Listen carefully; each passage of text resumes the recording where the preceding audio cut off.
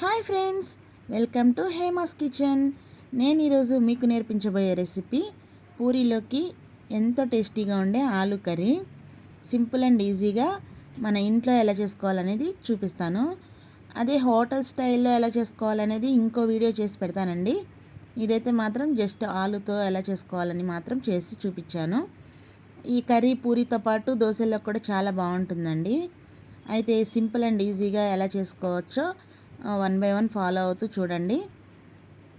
ముందైతే recipe start చేసేద్దాం. దీనిలో కావాల్సిన ఇంగ్రీడియంట్స్: 2 బాగా పెద్ద సైజు ఆనియన్ని పొడుగ్గా కట్ చేసి పెట్టుకోవాలి. 2 మీడియం సైజ్ టమాటోలు చిన్న ముక్కలు, ఒక 5-6 పచ్చిమిర్చి స్లిట్ చేసుకుని కొంచెం కరివేపాకు తీసుకోండి. 350 గ్రామ్స్ ఆలు బాయిల్ చేసి పెట్టుకోండి. బాండీలో ఒక 2 టేబుల్ స్పూన్స్ ఆయిల్ వేసుకోండి. ఎక్కువ ఆయిల్ పట్టదండి. నార్మల్గానే తాలింపు వేసుకోండి. కొంచెం ఎక్కువగా మినపప్పు శనగపప్పు వేసుకుని ఆవాలు జీలకర్ర ఎండుమిర్చి వేసుకోండి. ఇందులో కారం వేయం కాబట్టి ఎండుమిర్చి పచ్చిమిర్చి మీరు తినే కారానికి సరిపడా తీసుకోండి. ఆనియన్స్ వేసేసుకోండి.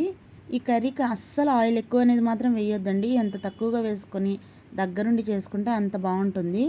ఆనియన్స్ అంతా ఈవెన్గా ఫ్రై చేసుకోండి. ఇవి మగ్గిపోవాలండి, వేగకూడదు, మగ్గిపోవాలన్నమాట. ముందైతే ఆనియన్స్ వేసేసుకుని దాని తర్వాత పచ్చిమిర్చి కరివేపాకు కూడా వేసేస్తానండి. చెప్పాను కదా, మీకు తగినంత కారానికి పచ్చిమిర్చి ఎండుమిర్చే తీసుకోండి. స్టవ్ మీడియం ఫ్లేమ్లో పెట్టుకుని ఆనియన్స్ ట్రాన్స్పరెంట్ అయ్యే వరకు కుక్ చేసుకోవాలి. దీనిపైన మూత పెట్టి మగ్గించుకున్నా పర్లేదు. అయితే అంతా ఈవెన్గా అయితే మగ్గిపోవాలి. మీరు ఈ కర్రీకి ఆనియన్స్ ఎక్కువ పడతాయండి. అంటే ఇప్పుడు ఒక హాఫ్ కేజీ పొటాటో తీసుకున్నారనుకోండి, దగ్గర దగ్గర 200 గ్రామ్స్ వరకు ఆనియన్స్ పడతాయి.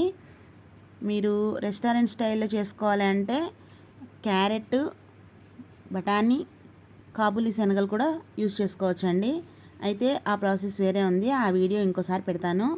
ముందైతే సింపుల్గా ఈజీగా మనకి ఇది అయిపోతుందండి. చాలా ఫాస్ట్గా అయిపోతుంది. పొటాటో ఒకటి బాయిల్ చేసుకోవడానికి కొంచెం టైం పడుతుంది. ఇప్పుడు ఇందులో నేను టమాటో, పసుపు వేసేసానండి. ఉప్పు కూడా వేసేసాను మగ్గుతుందని. మొత్తం కలిపి టమాటా కూడా పూర్తిగా మగ్గేదాకా దీన్ని మనం కుక్ చేయాలి. బాగా కలుపుకొని మళ్ళీ మూత పెట్టుకొని మగ్గించుకోండి.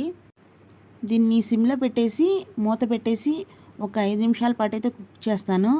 అప్పుడు టమాటా పూర్తిగా మెత్తగా అయిపోతుంది. ఇప్పుడైతే మూత పెట్టేశాను. ఒక 5 మినిట్స్ తర్వాత అల్లం కట్ చేసుకుని అల్లం వేస్తున్నాను. మీరు కావాలంటే అల్లం వెల్లుల్లి పేస్ట్ వేసుకున్నా పర్లేదు. ఒక హాఫ్ స్పూన్కి అయితే వేసుకోండి ఈ క్వాంటిటీకి. బాగా కలుపుకున్న తర్వాత దీనిలో కొంచెం వాటర్ పోస్తాను నేను. ఆ వాటర్ తోటి టమాటా ఆనియన్ అంతా గుజ్జుగా తయారవుతుంది. ఆ తర్వాత ఆలు యాడ్ చేస్తాను. కొంచెమేనండి, మరీ ఎక్కువ వద్దు. మళ్ళీ మూత పెట్టేసి మళ్ళీ కుక్ చేసుకోండి కాసేపు. అంటే ఒక 5 to 6 మినిట్స్ కుక్ అయితే చాలు. ఇలా దగ్గరకు అవుతుంది. ఆ ఉప్పు, ఆ పచ్చిమిర్చిలో ఉన్న కారం అదంతా కూడా ఈవెన్గా కర్రీకి సరిపోతుందండి. అలా కొంచెం వాటర్ యాడ్ చేయడం వల్ల టమాటా కూడా చక్కగా మగ్గుతుంది. ఆ పచ్చివాసన అనేది లేకుండా ఉంటుంది. బాయిల్ చేసిన ఆలుని ముక్కలుగా కాదండి, చేత్తో ఇలా స్మాష్ చేసుకోండి. మరీ చిన్న ముక్కలుగా ఉండకూడదు, మరీ పెద్ద ముక్కలుగా ఉండకూడదు. ఇలా కొంచెంగా స్మాష్ చేసుకుంటే చాలు, సరిపోతుంది. మీకు ఇలా చేయడం వల్ల ఏంటంటే చిన్నపిల్లలు ఎవరైనా దుంపలు తినకుండా ఉంటే అవి పక్కన పెట్టారండి, ఏరి కర్రీ మిక్స్ అయిపోతుంది కాబట్టి తినేస్తారు. సో కట్ చేసుకునే కన్నా ఇలా స్మాష్ చేసుకోండి. ఇప్పుడైతే రెడీ చేసి పెట్టేసుకున్నాం కదా, దీన్ని మనం ఉడుకుతున్న కూరలో వేసేద్దామండి. పొటాటో వేసిన తర్వాత ఎక్కువసేపు అయితే కుక్ అవసరం లేదండి. ఒక 5 మినిట్స్ కుక్ చేస్తే చాలు. మొత్తం కలుపుకోండి. ఆ టమాటా, ఆనియన్, ఈ ఆలు మొత్తం మిక్స్ అయ్యేలా కలుపుకోండి. కలుపుకున్న తర్వాత అవసరం అనుకుంటే కొంచెం వాటర్ యాడ్ చేసుకోండి. వాటర్ యాడ్ చేసిన తర్వాత ఎక్కువసేపు అయితే ఉడకపెట్టొద్దండి. అది చాలా తక్కువ టైం ఉడకాలి కాబట్టి మీరు వాటర్ అనేది చూసి వేసుకోండి. నేనైతే మాత్రం ఈ పొటాటో బాయిల్ చేసినప్పుడు వచ్చిన వాటర్ని పక్కన పెట్టేసి ఉంచుతాను. ఈ కర్రీలో అది యాడ్ చేసేస్తాను, వేస్ట్ చేయను. ఎందుకంటే మనం పొటాటో బాయిల్ చేసేటప్పుడు వచ్చే మినరల్స్ ఏవైతే ఉన్నాయో అవి ఆ వాటర్ ద్వారా బయటికి పోకుండా ఉండడానికి కర్రీలోనే యూజ్ చేస్తా, లేదు రసం సాంబార్ పెట్టినప్పుడు వాటిలోనే యూజ్ చేసేస్తా. ఏ వెజిటబుల్ ఉడకబెట్టిన వాటర్ అయినా కానీ వేస్ట్ చేయొద్దండి, మీరు మళ్ళీ వాడేసుకోండి.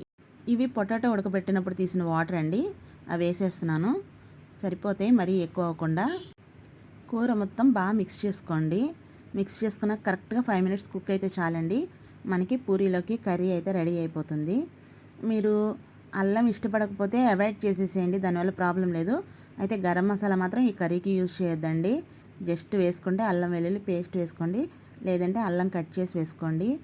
ఈ వేడివేడిగా ఉండే కర్రీ మీద అల్లం కట్ చేసిన ముక్కలు చాలా మంచి టేస్ట్ వస్తాయండి. మీరు ఎప్పుడు ట్రై చేయకపోతే అల్లాన్ని ఇష్టపడితే ఒకసారి ట్రై చేయండి. నేనైతే మాత్రం కట్ చేసిన అల్లంతో తినడానికి ఇష్టపడతాను. కొంచెం కొత్తిమీర వేసుకొని దింపేస్తున్నానండి. వేడివేడిగా పూరీల్లో వేడివేడిగా ఆలు కర్రీ చాలా కమ్మగా ఉంటుందండి. మేమైతే మా ఇంట్లో ఇలా చేసుకుంటాం. మరి మీ ఇంట్లో ఆలు కర్రీ ఇంకేమైనా వెరైటీగా చేస్తే ఒక్కసారి కామెంట్ చేయండి. అండ్ ఇలా పూరి వేడిగా కర్రీ వేడిగా ఎంతమందికి ఇష్టమో కూడా కామెంట్ చేయండి. ఎందుకంటే మన ఛానల్లో ఫుడీస్ ఎక్కువ మంది ఉన్నారు. ఇప్పుడైతే వేడివేడిగా ఆలు కర్రీ మన పూరీతో తినడానికి రెడీ అండి. పైన కొంచెం కొత్తిమీర, నేను చెప్పాను కదా కట్ చేసిన అల్లం ముక్కలు వేసుకోండి, చాలా కమ్మగా ఉంటుంది. ఈ రెసిపీ మీకు నచ్చిందా? అయితే please like, share and subscribe Hema's kitchen.